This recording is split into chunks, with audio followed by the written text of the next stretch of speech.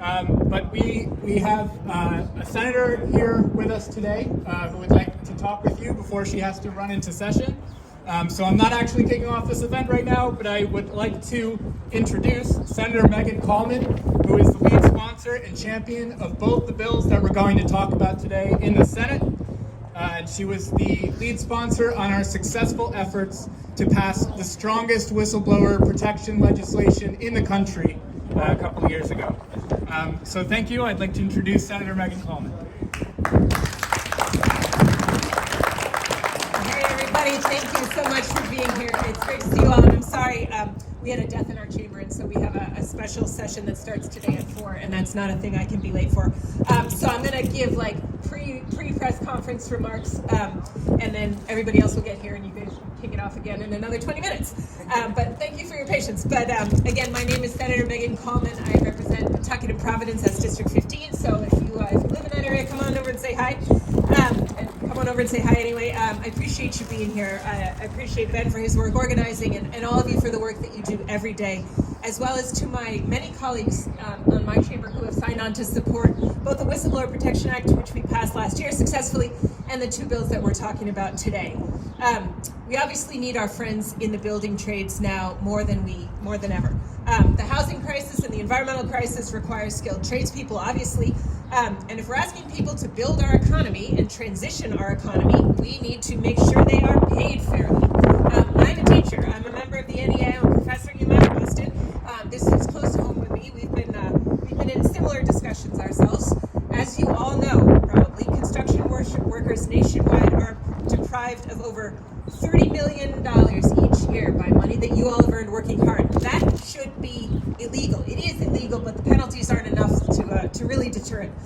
That's just the theft that we know about. Surely there is also theft that has gone unreported. And it obviously doesn't just impact you. It impacts your families. It impacts food service workers who are cheated on their tips, healthcare workers who are cheated on their overtime, agricultural workers who put the food on our plates. Wage theft makes it very clear that our response to crime needs to be stronger in this regard. In terms of the amount of money stolen, wage theft is a much more serious problem than the petty robberies and the burglaries that we talk about in terms of the sheer numbers. But we treat it as a crime that just seems to be okay. And so it's in our society, when someone with less power steals from someone with more power, the penalties are harsh. But when somebody with more power steals from somebody with less power, the penalties are what? So we can fix that, and we have to fix that. So these bills together, they send a clear message, right, to all of our workers and our many good employers out there. We need you. We appreciate what you do for our economy. We're grateful for you. And to the employers who believe that they can make a quick buck by cheating their workers, Rhode Island will not tolerate wage theft. Thank you. Yeah. Hello, everyone. I don't want to tempt fate too much. I want to get this going before the rain starts. So welcome to the 4th annual Carpenters Tax Fraud Day of Action. This year, we're officially co-hosting this event with Rhode Island Working Families Party, which I'm very excited about and we'll hear more about in a little bit. I'm Ben Branchot. I'm the political coordinator for Carpenters Local 330 here in Rhode Island. Today, we're here once again to call attention to the issue of employer tax fraud. In the construction industry, tax fraud usually takes the form of wage theft and misclassification. According to a recent study by the University of Massachusetts Amherst, more than 20% of employers are failing to report fully their employees' wages. This is resulting in an estimated $185 million of unreported wages, on which no tax is paid, and the state loses out on revenue that could be used to fix our schools, our roads, and invest in our workforce. Behind me, in the State House, in the General Assembly, there are 2 bills up for consideration this year designed to put an end to this plague on the construction industry. House Bill 5747 and House Bill 5903, one which would make wage theft a felony, and one that would hold contractors liable for the actions of their subcontractors that they hire to perform work on their job sites. I'm not personally going to take up too much of your time today because we have a pretty heavy lineup of speakers. and people who have been working hand in hand with the Carpenters Union for years on these issues and this legislation specifically. We already heard from Senator Megan Coleman, who had to run quickly into the State House. And just to make sure, I would like to offer the same thing to our state rep, who is here in case a session started 5 minutes ago. So it is my honor to introduce Representative David Morales. He is the lead sponsor of House Bill 5747 and was also the House champion of the successful effort we had 2 years ago to bring the strongest whistleblower protection legislation to Rhode Island in the entire country.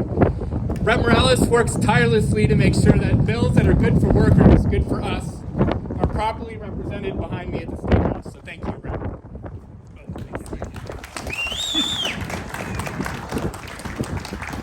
Now, to all of our brothers and sisters in the construction industry, as we know, there is a crisis happening in our workforce. And that crisis is the continued act of wage theft and tax fraud being committed by some of the largest employers in our state. And for too long, they have gone without being held accountable. They're not held accountable because guess what? If you are found guilty and responsible for wage theft, you get a small slap on the wrist. And that's enough for that perpetrator to continue committing wage theft. And more often than not, wage theft is happening to some of our most vulnerable workers. Whether they are represented by a union or not, we are continuing to see victims of wage theft across our communities, across all 39 cities and towns. The same goes as it relates to tax fraud, misclassification of workers. And more often than not, we need to remember that it is absolutely important that we continue to mobilize and ensure that when we're putting forward legislation that's going to hold these corporate entities accountable, that we're making it absolutely clear to the decision makers inside of this chamber that we need to pass these laws and ensure that our workers are protected. Because it is the workers who have built Rhode Island. It is not the people with the fancy suits or the ties who are on television. It is the men and women who show up each and every single day and perform the tasks. And so we're going to continue fighting for higher wages, better benefits, increased worker protections at the workplace. But at the same time, we need to ensure that if you are working a full day's worth of work, you are being paid a full day's worth of work. And so it is absolutely important that we continue to mobilize, because while they might have the pocketbooks, while they might have the resources, while they might show up to the political fundraisers, we have the people power right here to demand and to ensure that we don't continue to come out here every year demanding that wage theft be a felony. Because the time has come, we have seen the results. We have seen how people have been hurting as a result of wage theft. We have seen contractors abuse loopholes by hiring subcontractors that are notorious for committing wage theft and then saying, oh, it's not my fault. It's the subcontractor's fault. There's no way the state can go after me. So we're sending a clear message out to any contractor developer who has ever screwed over any of our Rhode Island workers. Now, moving forward from this day on, we're going to ensure that there are no loopholes for you to abuse.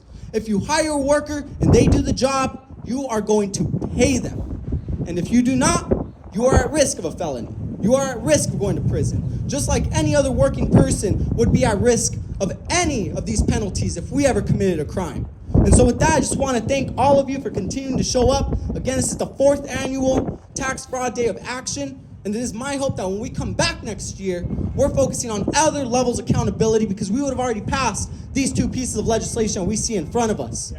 And so with that, continue showing up, continue mobilizing, continue educating your fellow workers, and let them know what their rights are. Thank you.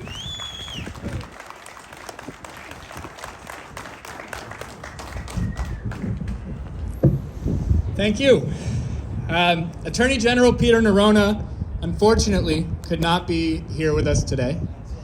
This is the first year that he has not been able to attend, but he did send along remarks, and I would like to invite Southeastern New England Carpenters Regional Manager Dennis Lassich to read those today. Thank you. Thank you, Ben. As Ben said, Attorney General Nerona could not be here, but I am happy and honored to read his words. Some pretty big shoes to fill. And Nerona says, "Thank you for inviting me to participate in today's event. I regret not being able to be here in person, as I have been in the past, but certainly will not pass up an opportunity to stand in solidarity with all of you today. We must continue to beat the drum on wage theft and on misclassification of employees as independent contractors in Rhode Island. As you know, there is an underground economy in Rhode Island where people are misclassified as independent contractors when they are really employees. That's cheating workers, and it's cheating the state's taxpayers, plain and simple. When employers cheat workers by failing to pay them the wages they are due, it's theft, plain and simple. Wage theft not only harms employees, it also deprives Rhode Island of tax revenue, which means taxpayers also pay the price. When an employer knowingly and willfully steals their employees' wages or knowingly and willfully misclassifies an employee, it's felony conduct, and our laws should treat it as such, plain and simple. Currently, both wage theft and employee misclassification are misdemeanor offenses. To curb these crimes, there must be more serious consequences. There must be felony offenses. The punishment should fit the crime to deter this conduct. And that's why we are once again moving to make this change alongside the men and women of Carpenters Local 330 and the workers throughout Rhode Island. Consider this.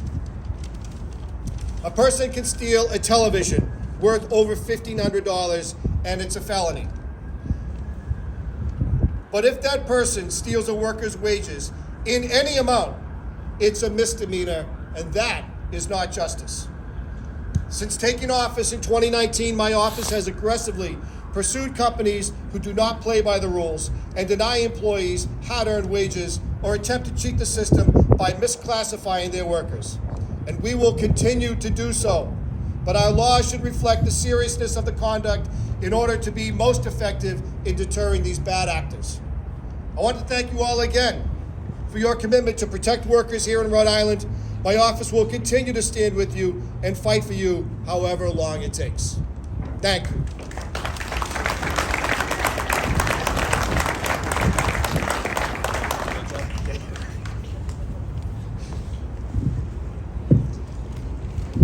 So I want to thank Attorney General Nerona for that message and Dennis for carefully delivering it.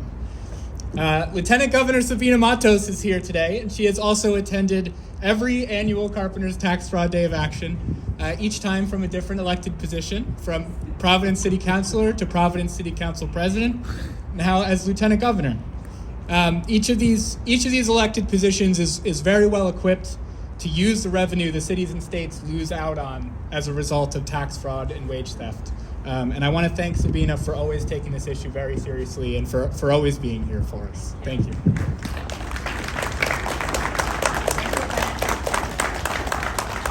Thank you. I wouldn't miss this day for nothing.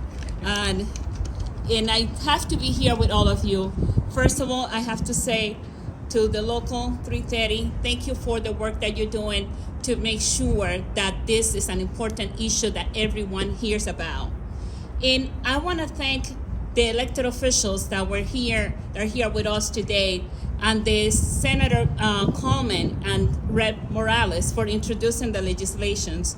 And I want to thank Secretary of State Greg Amore, who's here and also. And you're probably gonna speak also. Is gonna be speaking the Director of Labor and Training, who's a great ally, working really hard to make sure that we are holding those individuals accountable, the ones that are not following the law. But we have to make the law even stronger. So I just want to ask you, if you decide not to pay your taxes, let's say $5,000 of your taxes, you will be in serious troubles, right? And if you stole $5,000 from your friends, you will go to jail. But if you stole $5,000 of an employee, because you had been misclassifying this worker. Right now, that's considered a misdemeanor. So there's not serious consequences for you for those that are doing that. And we have to change the law because we have to protect the workers. And that means we have to make employers accountable for their decision making. And we have to make those big companies that rely on the subcontractors, and they're trying to shift the responsibility to the subcontractor. We have to hold them accountable on that decision and let them know that wage theft is theft and it should be punished accordingly. And we're not gonna put up with that until the laws are changed, and we're making sure that everyone is being accountable for the hard work of the men and women that are working in the construction field and any other field here in the state of Rhode Island. I want to thank you because you have been coming every year to remind all of us that we have to work on this and make changes. I want to thank you for the changes that have been done already. And it's that happened thanks to your advocacy and your hard work here, coming and showing up at the state of Rhode Island and advocating. And I want to let you know that has been said from every position I have been here with you and advocating with you. And I have been able to move up in those positions thanks to your support. And from the bottom of my heart, I want to say thank you. Thank you, Ben.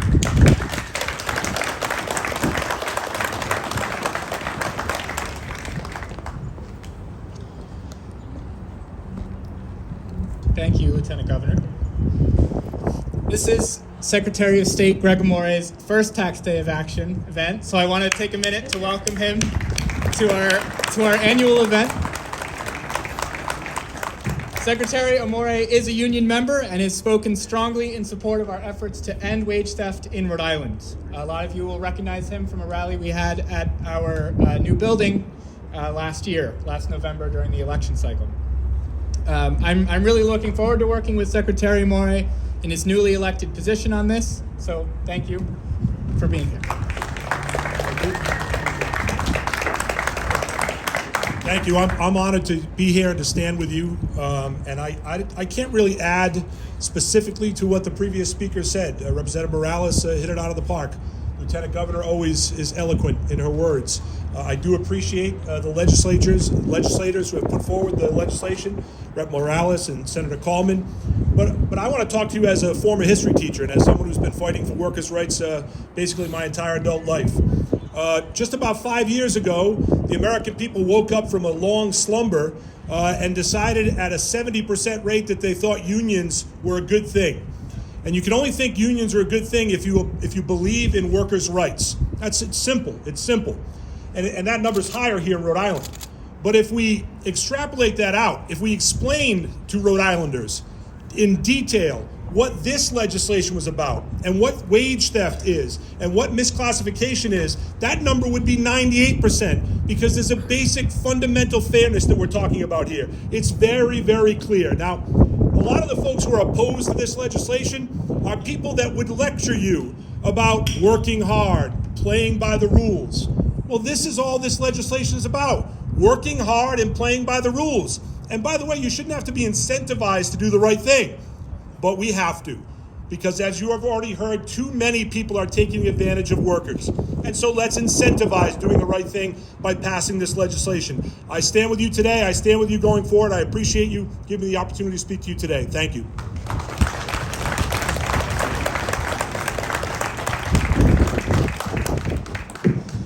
All right, looks like the rain is holding out for us. Department of Labor and Training Director Matt Weldon is here with us today with a longer beard than any previous iteration of our Tax Day of Action events. From his position as wage theft investigator to now director of the department, Matt Weldon is one of our closest allies in the fight against wage theft and has always been supporting our legislation and our own on-the-ground investigations in Rhode Island. So thank you for being here, Matt.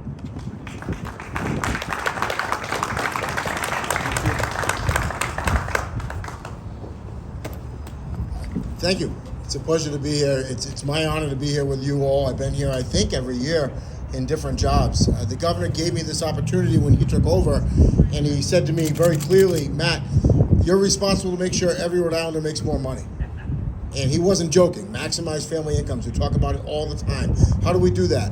We do it through job training and opportunities for people, apprenticeship, giving people a chance that they don't think they deserve or they didn't know they could have.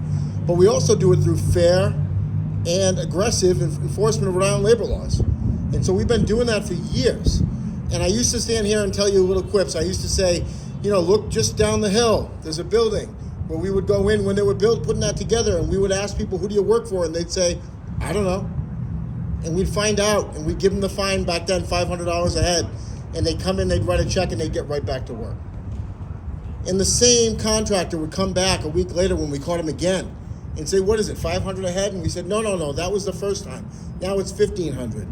And because of the good people in this building, we've changed those fines. We're a little bit more aggressive now. And last year, we brought in $600,000 in penalties for misclassified workers. That's not a good thing. That means it's still happening. I'm looking at hardworking people in front of me. I see people that every single day, your backs ache because of the work that you do. Your pocket shouldn't ache as well. That means we have to work hard and work with our colleagues in this building to give us the tools that we need. You have the tools you need to do your jobs every day. We need the tools that we need to go out and enforce these laws. We can do it on the administrative side. We do it every day at the department. It's a top priority for the McKee administration. We're going to keep doing that. I'm your partner in this. I'm going to fight for you every single day that I have this job. But we need the tools with the Attorney General to make this a wage theft a felony, to bring people to justice. It's not okay for it to happen, get caught, and pay, and let it happen again. We have to put an end to that. That's nonsense. So we stand with you every single day. We're going to fight for it. We proudly supported that legislation publicly. We'll continue to push and beat that drum. We're going to get it passed this year. Next year, we'll be talking about something else. Thank you very much.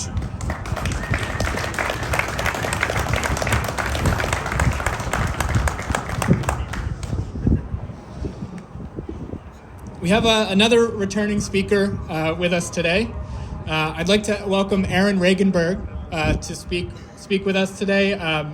This bill, 5747, was introduced for the first time in 2017, and as state rep, Aaron was one of the co-sponsors of that bill.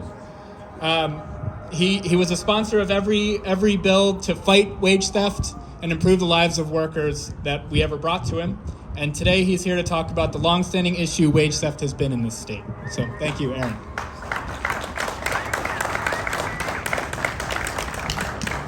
Hello, Carpenters. I am excited to be with you here today. I'm a little disappointed. Last night I had found and pulled out my bright green tax fraud shirt from a previous year. Excited to wear it today, and then my son threw tomato sauce all over it last night. So a little disappointed that I'm here in this, but I'm proud to be standing with you today in your fights against misclassification and wage theft, because your fight is all of our fight. It's everyone's fight, right? When crooked contractors misclassify their workers, they're not just hurting that worker who is going to need that workers' comp, that Social Security, those benefits that are going to be denied them. And it's not just hurting our union contractors and workers who are forced to work at a disadvantage, but it's hurting all of us. It's hurting our children when they cheat on their tax obligations. We're losing money that should be going into our schools, into our communities. It's the same thing with wage theft. How often do we hear about this epidemic of shoplifting, right? If someone goes into a Walmart and takes some goods and gets caught, you can bet they're going to get arrested, they're going to get charged, they're going to face some serious consequences.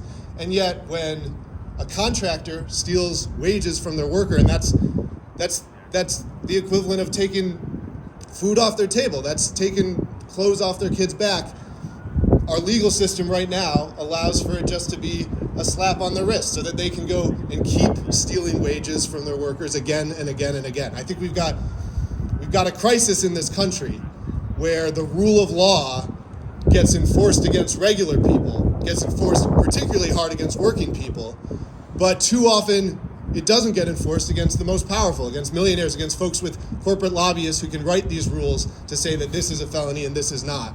And that's got to change. That's what allows people to lose faith in the system. And when people lose faith in the system, it creates openings for charlatans like Donald Trump to exploit. And so I think that's why everyone who's here is so grateful to the Carpenters for taking on these fights, not just for your members, but for all working people in this state. As Secretary Amore said, that's what the labor movement is all about. It's a mechanism for working people to be able to take on the millionaires and corporate lobbyists and create a legal system that actually works for all of us. So I'm excited to support this legislation. We're going to get it done this year, and next year we'll be back and we'll keep the fight going on.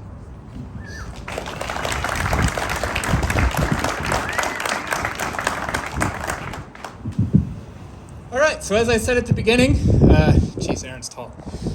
This year, the Carpenters officially partnered with the Rhode Island Working Families Party to put together this event. And we're proud and excited that the Rhode Island Working Families Party has prioritized making wage theft a felony alongside us this year in Rhode Island.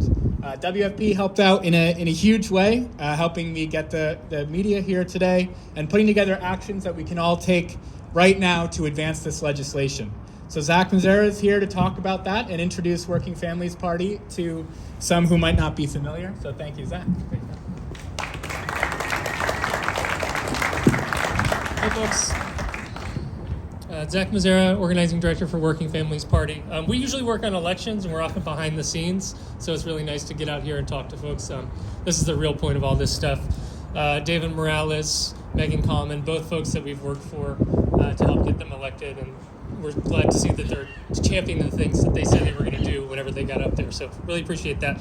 WFP, we're trying to build a third party that can actually win over the long term. Like, we're not bent on losing, we're bent on getting the shit that we were promised. And that means we've worked on stuff like $15 minimum wage, getting that through, paid sick days, so that if your kid gets sick or you got to take care of a family member, that you can stay home and do that.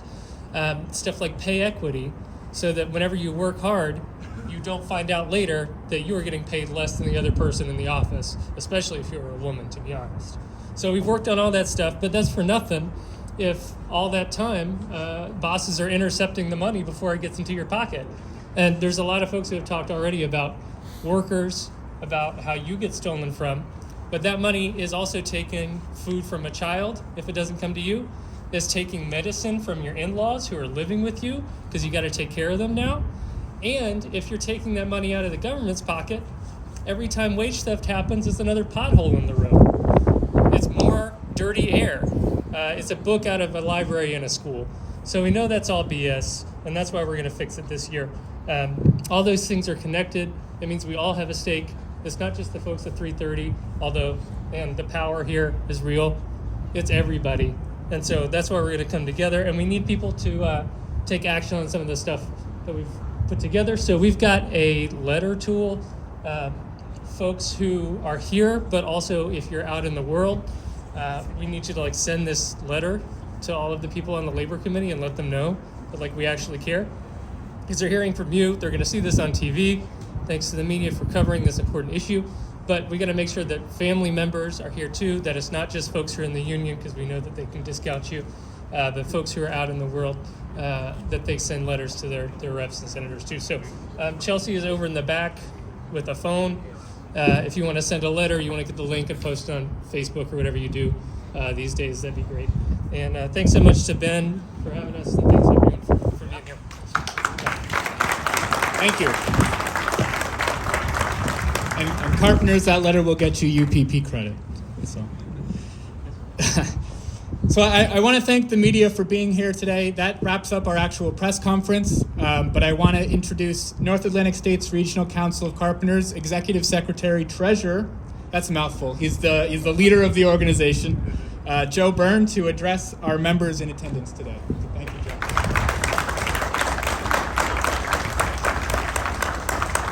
Good afternoon, everybody. Thank you all for coming out. It's an important event that we're having here today, and to be honest with you, this event doesn't happen if people don't show up. The bills we have here today, I can't explain how vital this is to keep pushing forward. I want to thank Ben. I want to thank all the staff, and I got to tell you, the members from Rhode Island have always punched way above their weight class. Yeah. And today is no different. I'll forever have so much respect for the people down here. It's a hard hardworking, tough group of men and women. And I can't tell you, I go across the country, I go across the North Atlantic states, and there's nothing like this place. So big shout out to all of our members from Rhode Island. I want to thank our coalition, the Working Families Party, and the AFL-CIO for working together. I especially want to thank all of our elected officials today that are here, those that are not here. For being here today, but also walking the walk with us, because we are nothing without having the support inside here. And lastly, I was thinking about it when I was standing here. I try to fight through this siren here, but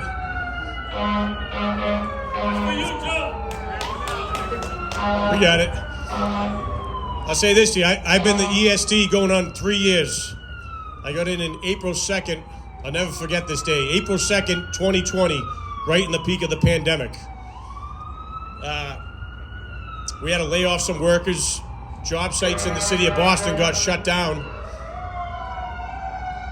And I would tell you, within a very short period of time, the mayor of the city of Boston ended up taking a job as a Secretary of Labor. I looked up and I said, what more can happen to me in like a 1 month period? But I will tell you, today, we stand stronger today than we ever did before. And we've been through so much adversity. I look back at my career. 10 years ago, I was out dressed just like all of you, swinging a hammer, hanging drywall, working on concrete forms. Tomorrow morning at 6 a.m., I'll be jumping on an airplane. I'll be walking into the White House to talk to President Biden about ways we can work together to advocate for working class men and women. So I'm only going to the White House because you people show up. So keep on doing what you're doing, stay in the fight, and thank you for everything that you do.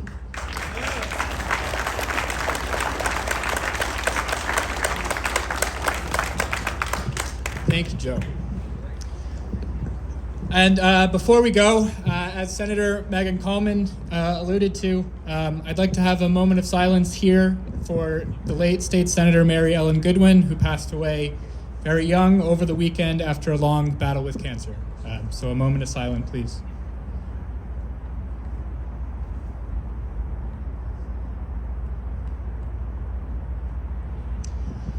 Okay, thank you everyone for coming. And Carpenters, make sure you check in if you haven't, sign in, and grab a t-shirt. Well, everyone grab a t-shirt. But yeah, Carpenters, make sure you sign in to get your credit, and thank you for coming.